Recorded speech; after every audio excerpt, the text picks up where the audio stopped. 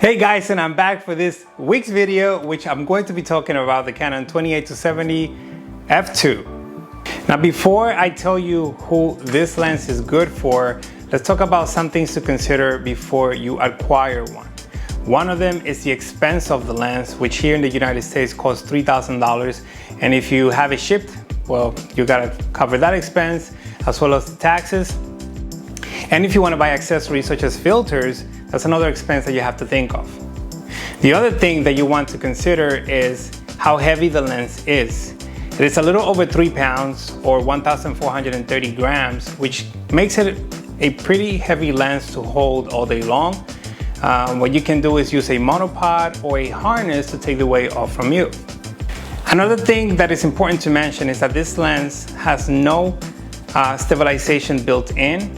However, if you happen to own an EOS R5, that camera has IBIS, so that takes care of that. Now let's talk about who the lens might be good for.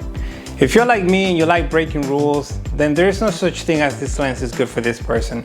Honestly, if you have the money or if you just want the lens and you want to use it however you want to use it, that is your prerogative.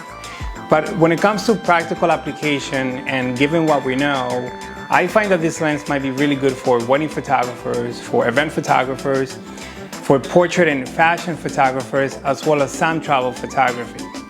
I use the lens for about 2 months now.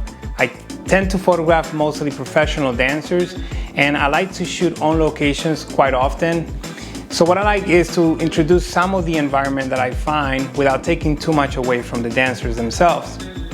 At the same time, I personally do not like to introduce a lot of distortion into my images, and this is why I don't shoot too wide. Typically, my favorite lens for fashion photography or for portraits, it's the 85 and quite often the 135. But from time to time, I do like to shoot a little wide, and this lens fits perfectly into my lineup of lenses.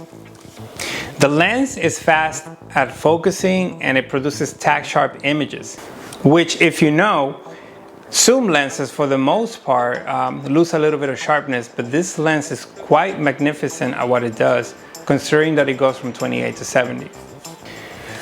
So to wrap up on this video, nice and short, who is the lens good for? Again, it's for wedding photographers, fashion, event, street photographers. It is great for low light. It is a little heavy. It's definitely expensive, but in my opinion, it is worth it. So if you are a working professional, you can definitely justify the expense for this lens. And as usual, if you like this video, please consider liking, subscribing, and hitting the bell notifications for future videos. Until next time, see ya.